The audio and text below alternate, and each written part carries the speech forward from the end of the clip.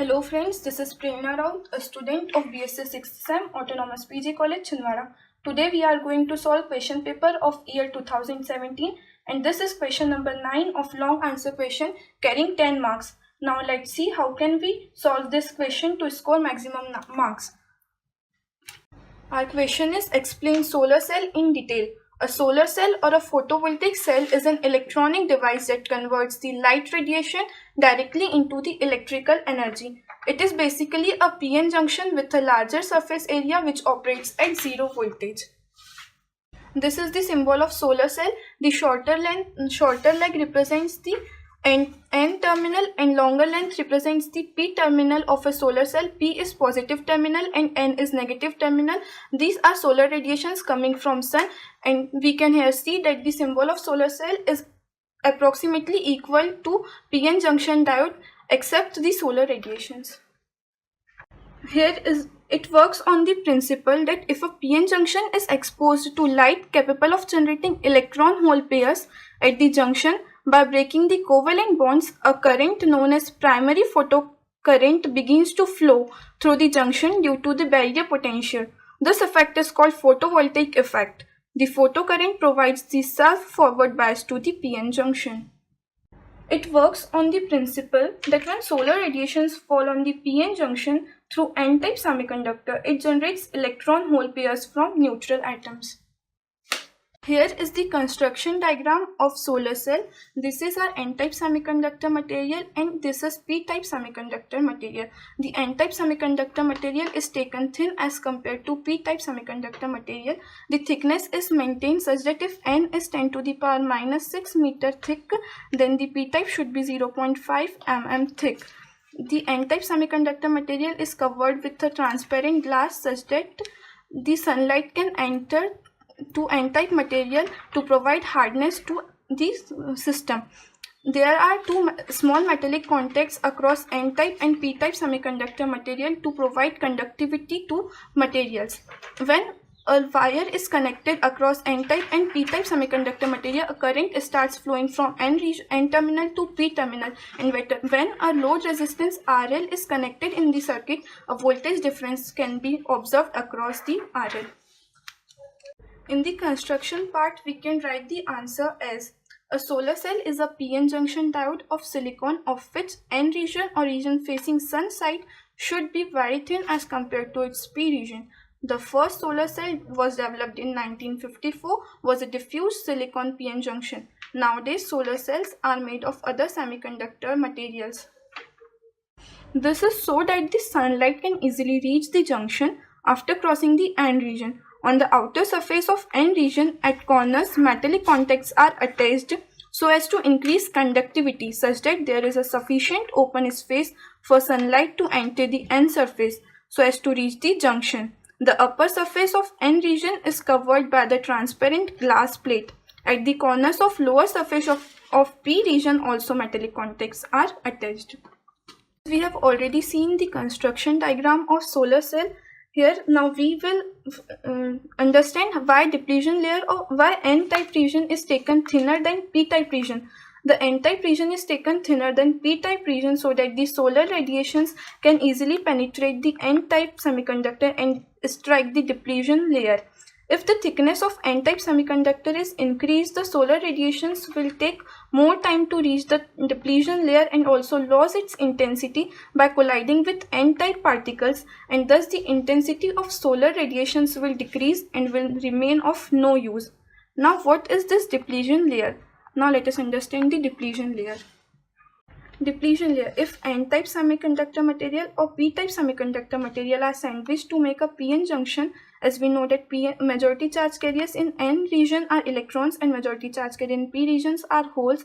Holes from higher P-type region moves towards N-type and electrons from N-type moves toward P side, and thus by diffusion a depletion layer is formed where there are no mobile or free electrons and holes, and the electric field is developed from positive side to negative side inside the depletion layer.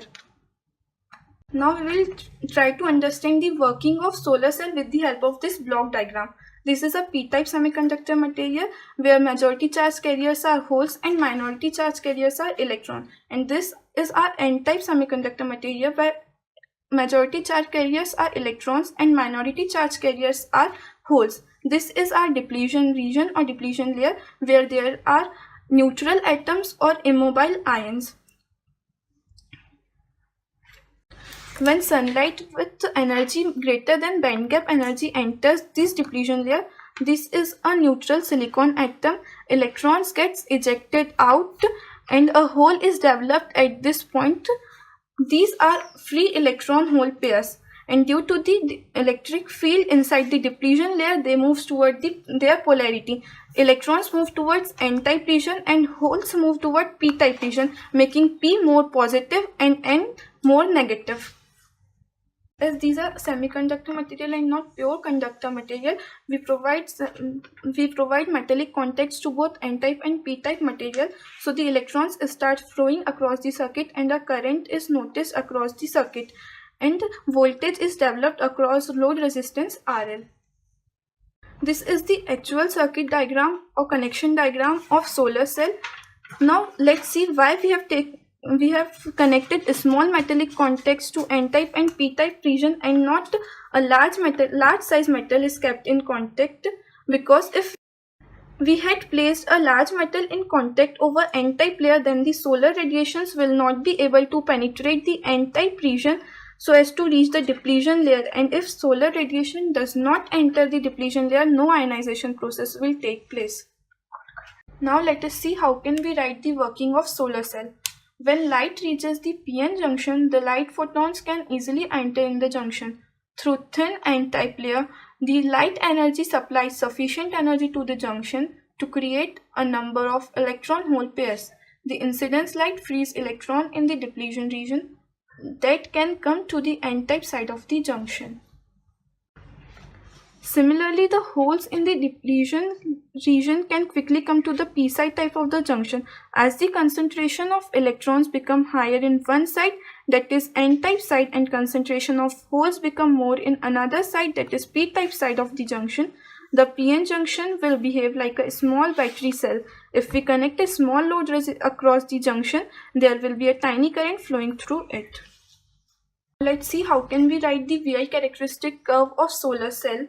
The VI characteristic curve of a solar cell when the internal series Rs is 0 in the ideal case, that is when Rs is equals to 0, and when the internal series resistance Rs is not 0 in practice, that is Rs is not 0.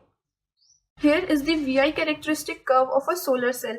Here we have taken voltage at x-axis, that is in volt, and current at y-axis, that is in milliampere. This curve shows the internal series. This curve represents the voltage current characteristic curve when Rs, that is internal series resistance, is 0, and this curve represents VI characteristic curve of solar cell when Rs is not equals to 0, that is internal series resistance is not 0. Here are the advantages of solar cell. The advantages of solar cell are not important only because of point of view of exam, but are also important in our daily life. The advantages of solar cell are: first, it benefits the environment as no pollution is associated with it. Second, it increases fuel independence. Third, no maintenance cost as it offers a free and reliable source of power. Fourth, it qualifies for tax breaks or solar energy panels, have become increasingly more affordable for homeowners through federal, state and local tax breaks. Fifth, it saves on electric bills.